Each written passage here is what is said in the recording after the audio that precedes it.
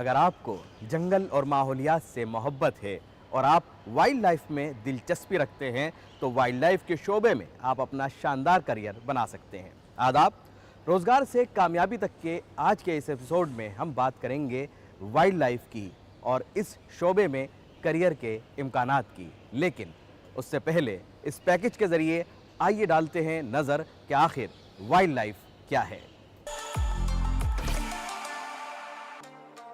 Wild life science यानी जंगली हयात का इल्म कुदरत के हैरत अंगेज राजों को समझने और महफूज रखने का एक अहम और दिलचस्प शोबा है। ये इल्म हमें कुदरती माहौल में मौजूद जानवरों, पौधों और दीगर जानदारों की आदत, तर्ज जिंदगी और उनके माहौलियाती असरात को समझने का मौका फराहम करता है। इस शोबे में काम करने वाले माहिरीन को वाइल्ड लाइफ साइंस के माहिरीन या जंगली हयात के मुहाफिज कहा जाता है। इनका बुनियादी मकसद जंगली हयात की बका, उनके मस्कन की हिफाजत और माहौलियाती तवाज़ुन को बरकरार रखने के लिए तहकीकी सरगर्मियां अंजाम देना है।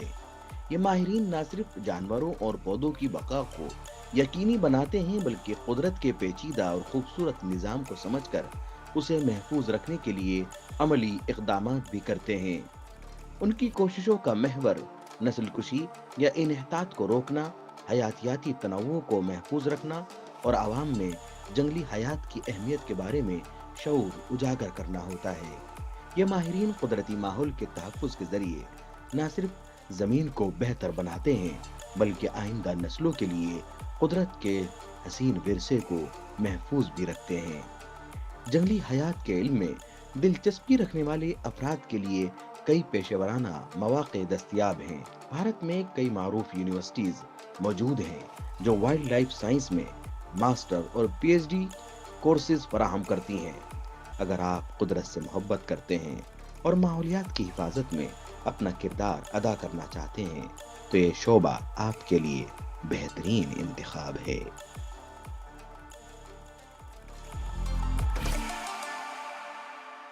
उम्मीद है इस पैकेज के ज़रिए आपने ये ज़रूर जान लिया होगा कि आखिर क्या है वाइल्ड लाइफ। और अब इसी मौजू पर मज़ीद जानकारी के लिए चलते हैं अपने अगले सेगमेंट में, जिसका नाम है करियर की बात एक्सपर्ट के साथ।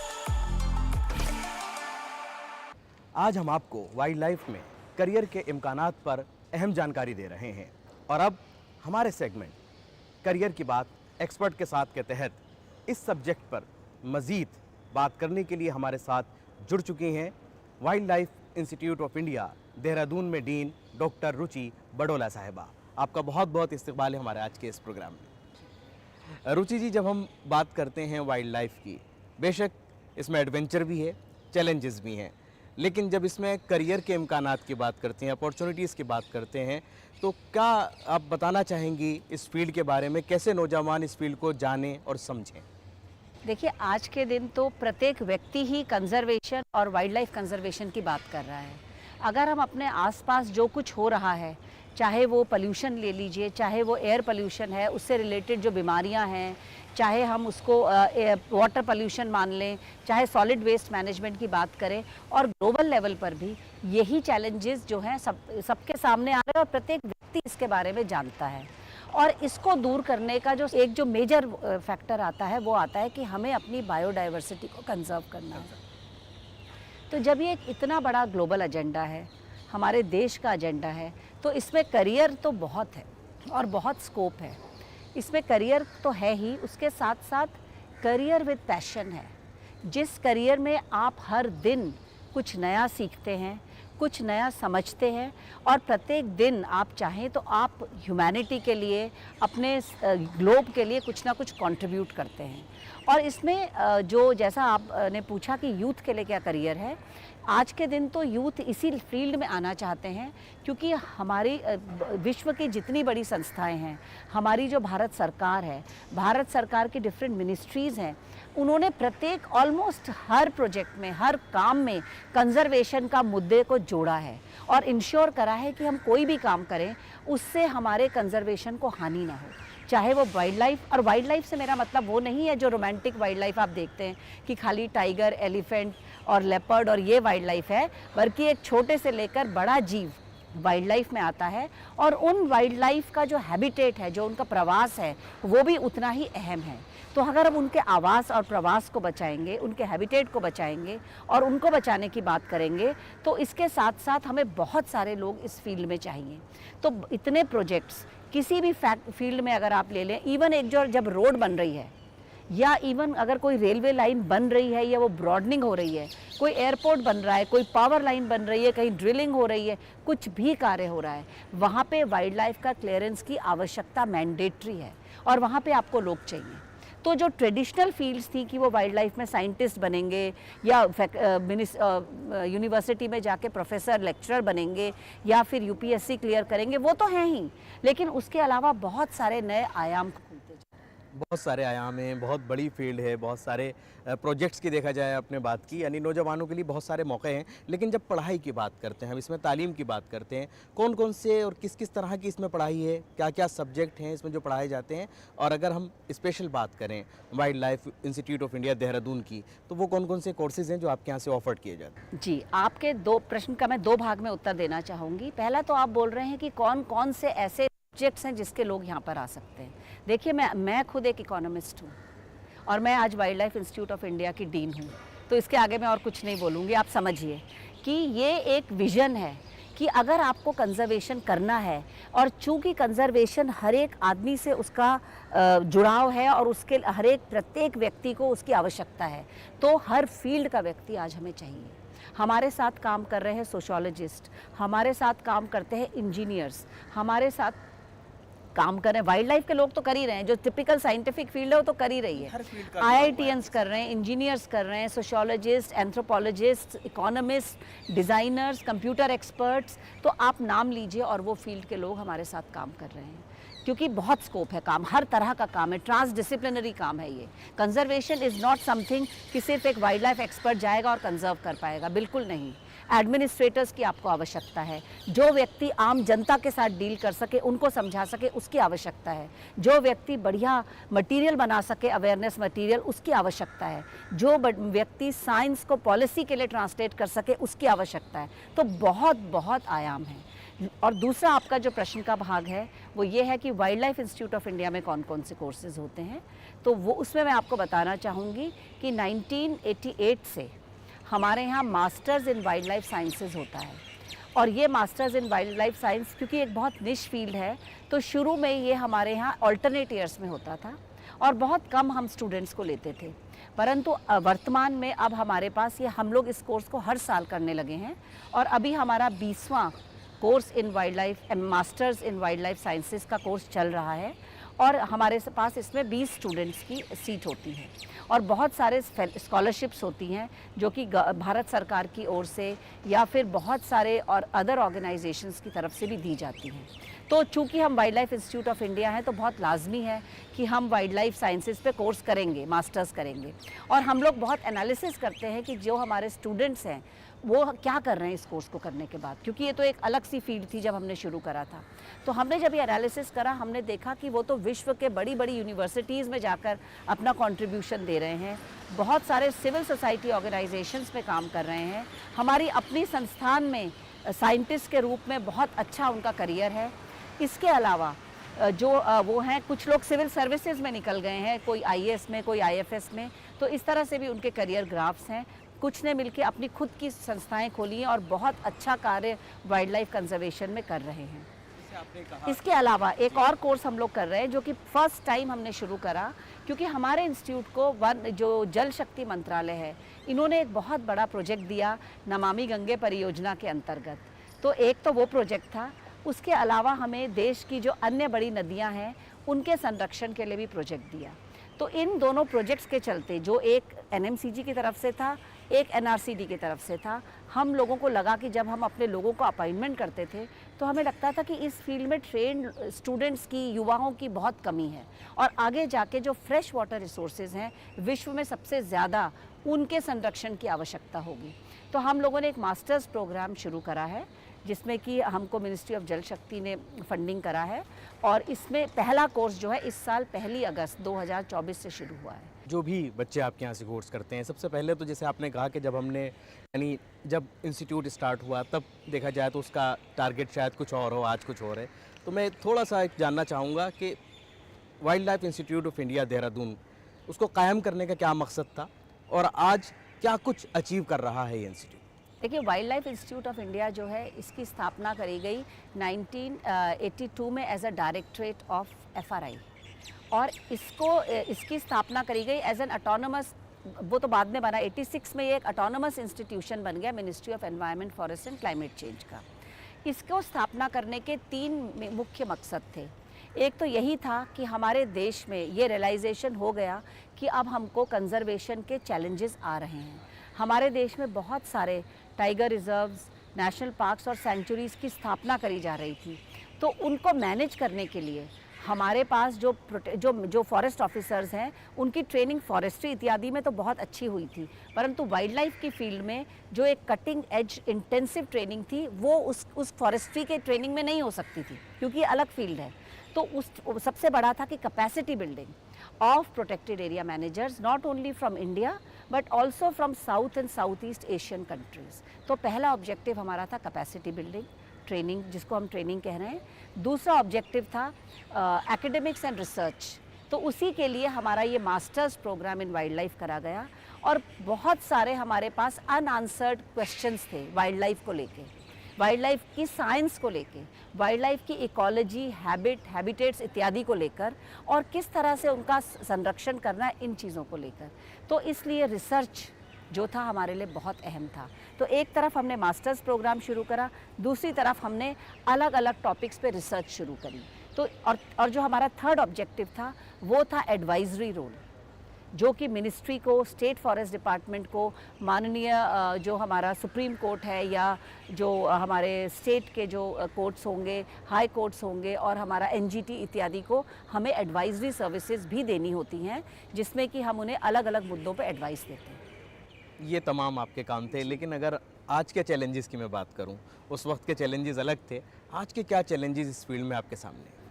देखिए, उस वक्त क्या था, उस वक्त हमारा चैलेंज ये था कि हमारे पास बहुत ज़्यादा नॉलेज नहीं थी, साइंस नहीं थी, तो हमारा इंस्टीट्यूट पूरी तरह से जुट गया और भारत सरकार और हमारी मंत्रालय पूरा जुट गया इस काम में कि हमें रिसर्च से इस्टेब्लिश करना है कि कैसे हम अपने प्रोटेक्टेड एरियाज़ का डिक्लेरेशन करें।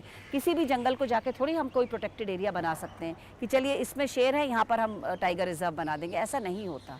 उसकी एक साइंस होती है, किस तरह से उस प्रोटेक्टेड एरिया का शेप होगा, कौन सा उसका बफर जोन होगा, कौन सा उसका कोर जोन होगा, किस तरह से उसका मैनेजमेंट प्लान तैयार करा जाएगा, उसमें मद्देनज़र रखा जाएगा कि उसमें कौन सी मुख्य जो प्रजातियां हैं, चाहे वो हमारे मैमल्स हों, बर्ड्स हों, वेटलैंड स्पीशीज़ हों, तो उनके रहते किस तरह से वो, मतलब साइंस वॉज वेरी इंपॉर्टेंट। धीरे धीरे जब हमने साइंस इस्टेब्लिश कर ली, उसके बाद अब हमारा जो फेज़ अभी है वो है इम्प्लीमेंटेशन, कि आज हमारे पास नॉलेज है, इस नॉलेज को हम कैसे ट्रांसलेट करेंगे 2 लेवल्स पे, 2 नहीं बल्कि मल्टीपल लेवल्स पे। एक लेवल पॉलिसी लेवल, वो तो हम शुरू से ही करते आए, लेकिन उसको ऑन ग्राउंड कंजर्वेशन में कैसे ट्रांसलेट करना है। और जैसा कि आपने बहुत सही बोला कि सिनेरियोज बदल चुके हैं, हमारे देश में आज एक विकास का दौर चल रहा है, पूरे विश्व में चल रहा है, लेकिन हम लोग इस चीज़ के प्रति बहुत संवेदनशील है कि हमारा जो भी विकास हो रहा है, चाहे वो किसी भी तरह का, मैंने आपको जो एक्टिविटीज़ बताई शुरू में, कुछ भी हो रहा हो, इवन एक स्पोर्ट्स कॉम्प्लेक्स भी बन रहा हो, तो उसमें किसी तरह से भी हम उसमें जो भी कार्य करें उससे हमारा मिनिमम डैमेज होना चाहिए वाइल्ड लाइफ को, जंगल को, नेचुरल रिसोर्सेज को। और अगर किसी तरह से कोई डैमेज हो भी रहा है तो किस तरह से हम फ्यूचर में उसको कॉम्पेंसेट कर सकते हैं या किसी और तरह से उसको हम लोग मिनिमाइज़ कर सकते हैं। जी, तो ये हमारा जो चैलेंज है, इसके चलते हमारे लिए बहुत सारे फील्ड्स खुल गए। बहुत सारे फील्ड्स हैं और देखा जाए तो वाइल्ड लाइफ साइंस के अंदर बहुत सारे सब्जेक्ट भी देखा जाए जुड़ते चले गए, लेकिन जो बच्चे या जो स्टूडेंट इस फील्ड में जाना चाहते हैं, जिस तरीके से कोर्सेज भी डॉक्टर साहब ने बता दिए हैं, एलिजिबिलिटी क्या देखते हैं, किस तरह का क्राइटेरिया देखते हैं बच्चों के अंदर जो होना चाहिए, खासतौर से जो इस फील्ड में जाना चाहते हैं? देखिए, सबसे बेसिक क्राइटेरिया एक जुनून होना चाहिए काम करने के लिए, एक एटीट्यूड होना चाहिए काम करने के लिए और सीखने के लिए।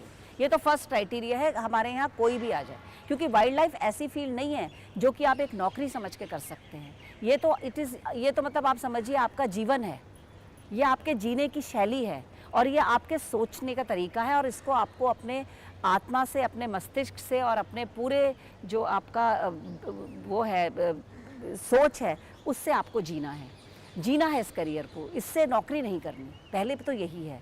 दूसरा ये है कि अगर आप मास्टर्स प्रोग्राम के लिए आते हैं तो मैं तो डेफिनेटली कहूँगी कि बहुत ही टफ नेशनल लेवल एग्ज़ाम होता है, रिटन एग्ज़ाम होता है, उसके बाद एक पर्सनालिटी एंड एप्टीट्यूड टेस्ट होता है और उसके थ्रू स्टूडेंट्स को चयनित करा जाता है। कोई भी बैचलर्स किसी भी फील्ड में हो, लेकिन आपको वो एग्ज़ाम क्लियर करना होता है। उसके अलावा बहुत सारे डिसिप्लिन्स के बच्चे, मैंने आपको बताया, रिसर्च के लिए हमारे यहाँ आते हैं। जैसे मैंने आपको बताया कि इंजीनियर्स आते हैं, सोशियोलॉजिस्ट आते हैं, इकोनॉमिस्ट आते हैं और इवन वेटनेरियंस बहुत हमारे यहाँ काम करते हैं, क्योंकि वाइल्ड लाइफ हेल्थ एक और एस्पेक्ट है। और आज तो पूरा विश्व जो है वन हेल्थ की बात कर रहा है, और हमारी जो गवर्नमेंट ऑफ इंडिया में भी वन हेल्थ के लिए बहुत सारे कार्य करे जा रहे हैं।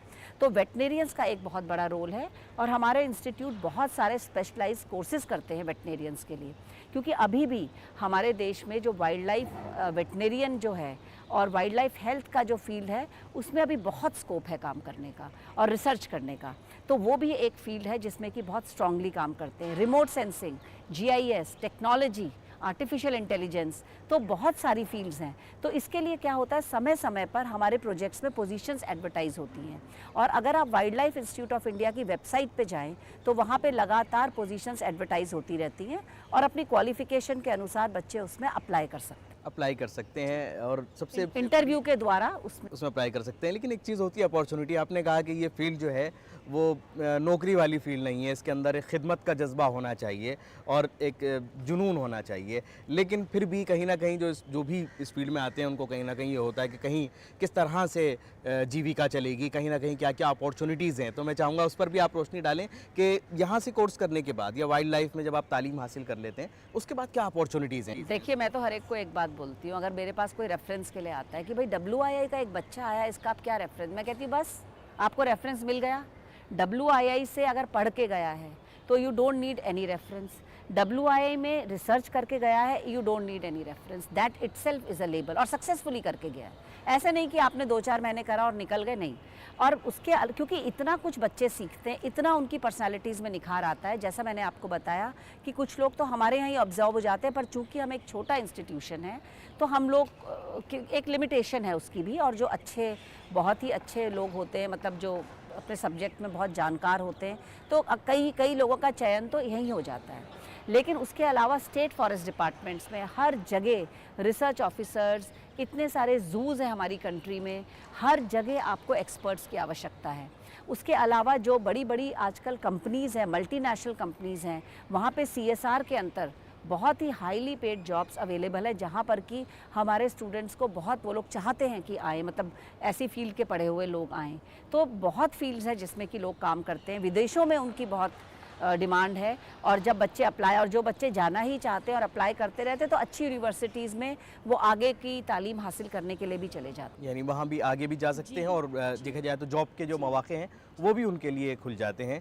यहाँ कुछ चीज़ें जाननी ये भी ज़रूरी हो जाती हैं कि जो इन कोर्सेज़ में किस तरह के प्रैक्टिकल्स जो हैं वो करवाए जाते हैं, बच्चे क्या सीखते हैं प्रैक्टिकल्स में। देखिए, चूँकि ये वाइल्ड लाइफ का कोर्स है, तो हमारे जो मास्टर्स के बच्चे हैं वो समझिए कि उनका एक उनके जितना भी प्रैक्टिकल होता है, ज़्यादातर प्रैक्टिकल जंगल में होता है, क्योंकि उनको तो देखना है, जाकर सीखना है। लेकिन जैसे कि हमारे अगर MSc के बच्चों की अगर मैं बात करूं, तो वो उनका ओरिएंटेशन कोर्स होता है, जो कि किसी जंगल के एरिया में उनको ओरिएंट करा जाता है, उनको बताया जाता है। अलग अलग एक्सपर्ट्स हम ही लोग जाकर उन्हें बताते हैं। फिर एक बहुत लंबा टूर होता है जिसे टेक्निक्स टूर कहते हैं, जिसमें उनको वाइल्ड लाइफ में रिसर्च करने की बेसिक टेक्निक सिखाई जाती है कि अगर आपको इस जंगल के बारे में एक साइंटिफिक नॉलेज बताना है तो आप किस तरह से स्टडी करके बताएंगे इन प्रजातियों के बारे में, या आपको जंगल में रहने वाले कोई particular group of species, particular birds के बारे में, मैमल्स के बारे में, कार्निवोर्स के बारे में, हर्बीवोर, तो कौन सी टेक्निक्स आप यूज़ करेंगे। इसके अलावा बार उनको मैनेजमेंट टूर के दौरान अलग अलग नेशनल पार्क सेंचुरीज़ ले जाया जाता है, जहाँ पर वो जाकर देखते हैं कि किस प्रकार से वहाँ पे प्रबंधन हो रहा है। तो मैनेजमेंट के साथ इंटरेक्शन कराया जाता है, हाई एल्टीट्यूड एरियाज़ में ले जाया जाता है, कोस्टल एरिया दिखाए जाते हैं, रिवर्स दिखाई जाती हैं, मतलब उनको हमारे देश में पाए जाने वाले जो डिफरेंट इकोसिस्टम्स हैं उनके बारे में इन डेप्थ नॉलेज दी जाती है, क्योंकि बहुत सारा समय उनका टूर्स में गुजरता है। उसके अलावा 6 महीने के लिए जो उनका डेजर्टेशन होता है वो भी किसी एक वाइल्ड लाइफ से जुड़ी थीम के साथ होता है। तो अक्सर उसमें भी बच्चे किसी ना किसी जंगल में, प्रोटेक्टेड एरिया में या सेंचुरी में जाकर अपना जो है कार्य करते हैं। आपने टेक्निक्स की बात करी, क्या मॉडर्न टेक्निक और आर्टिफिशियल इंटेलिजेंस इसका भी इस्तेमाल हो रहा है वाइल्ड? बहुत ज़्यादा, यही मैं आपको बताने वाली थी कि जो बच्चों का जो एक तो फील्ड वर्क हो गया, उसके अलावा जो वो जब इंस्टीट्यूट में रहते हैं तो उनको इस तरह की टेक्निक्स जैसे remote sensing, GIS, radio colouring, आपने देखा होगा कि हमारे जब चीता को लाया गया तो टेक्निकल जो पार्टनर था वो wild life institute of India था, और कैसे चीताओं को रेडियो कॉलर पहना के उनकी मॉनिटरिंग करी जाती है। इस तरह से कई ऐसी स्पीशीज़ हैं जिनके आदत और उनके हैबिट और हैबिटेट्स को जानने के लिए हम लोग चिप्स लगाते हैं, तो किस तरह से बहुत ही उनको महफूज रखा जाए कि जानवर को कोई नुकसान ना पहुंचे, हमारा जो साइंटिफिक गोल है वो भी पूरा हो, और इस तरह की स्टडीज़ भी हमारे यहाँ करी जाती हैं। आजकल ड्रोन टेक्नोलॉजी का बहुत इस्तेमाल होता है, क्योंकि कुछ इकोसिस्टम्स ऐसे होते हैं जहाँ पर कि फ़िज़िकली जाना हर वक्त पॉसिबल नहीं होता, तो वहाँ पे ड्रोन्स की डिफरेंट टेक्निक्स, ड्रोन्स में भी अलग अलग टेक्निक्स होती हैं जिसके द्वारा कि हम लोग जान पाते हैं कि वहाँ पर क्या है। कभी कभी हमारे पास समय बहुत कम होता है, तो कम समय में स्पीशीज़ के बारे में जानने के लिए भी हमारे साइंटिस्ट लगातार तकनीक का विकास करते हैं, जिसमें आर्टिफिशियल इंटेलिजेंस का इस्तेमाल करते हैं।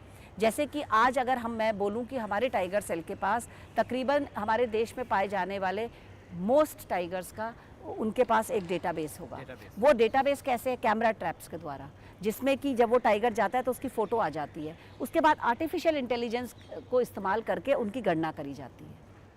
बस अब आखिर में एक सवाल और आपसे जानना चाहूँगा। सवाल क्या, बस वो पैगाम है जो स्टूडेंट या जो नौजवान इस फील्ड में जाना चाहते हैं उनके लिए एक मैसेज अगर मैं आपसे लेना चाहूँ तो क्या उनके लिए पैगाम देना चाहिए?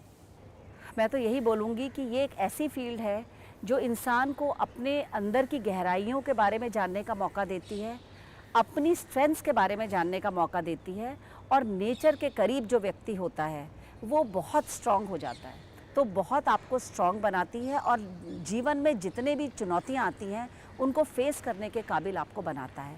सिर्फ इसको वाइल्ड लाइफ कंजर्वेशन ना समझें, ये तो सेल्फ कंजर्वेशन भी है ये, क्योंकि फील्ड ऐसा है ये, और साथ साथ आप सिर्फ अपने लिए नहीं काम कर रहे हैं, आप पूरे विश्व के लिए कुछ योगदान दे रहे हैं अपने जीवन काल में। तो ये एक व्यक्ति के लिए मेरे को लगता है इससे बड़ा मोटिवेशन कुछ नहीं हो सकता। इससे बड़ा मोटिवेशन कुछ नहीं हो सकता। एक आखिरी सवाल, क्या wild life institute of India Dehradun के अलावा और भी इंस्टीट्यूट हैं जो वाइल्ड लाइफ में कोर्सेज करवाते हैं? जी हाँ, और इंस्टीट्यूट्स हैं, कई यूनिवर्सिटीज़ में ये मास्टर्स इन वाइल्ड लाइफ है, जिसमें से मैं कुछ एग्जांपल आपको बता सकती हूँ। AMU है, अलीगढ़ मुस्लिम यूनिवर्सिटी, तो वन ऑफ द ओल्डेस्ट है। इसी तरह से तमिलनाडु में इंस्टीट्यूशंस हैं जहाँ पर इस तरह के कोर्सेज होते हैं, और अभी तो बहुत सारे और जगहों पर, और एक बेंगलोर में भी चलता है ये वाला masters in wildlife sciences. WII का एक सेंटर है जो कि कोयम्बटूर में है, Salim Ali centre for conservation and ornithology, साइकॉन करके, सैकॉन, वहाँ पर हम मास्टर्स का प्रोग्राम चलाते हैं। तो इस तरह से बहुत सारे ऐसे इंस्टीट्यूशंस हैं जहाँ पर इस तरह के प्रोग्राम चलते हैं।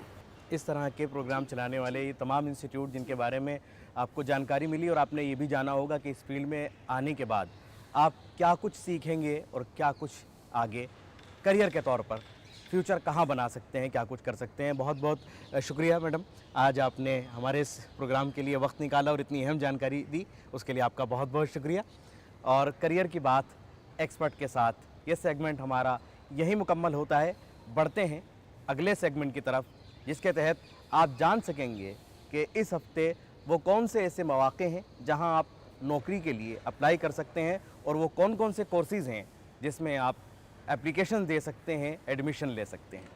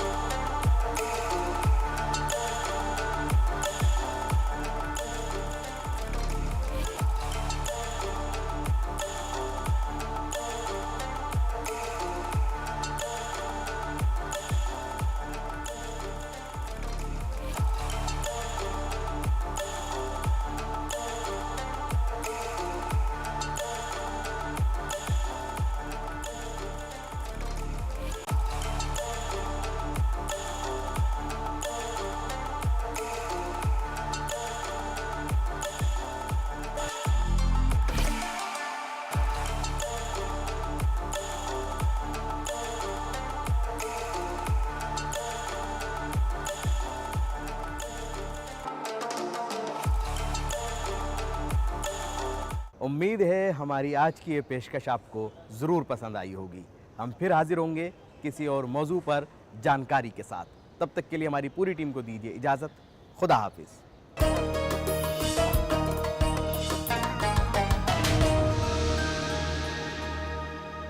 आदाब, नमस्कार। मैं हूं गोविंद नामदेव और आप देखते रहिए दूरदर्शन का बेहद मशहूर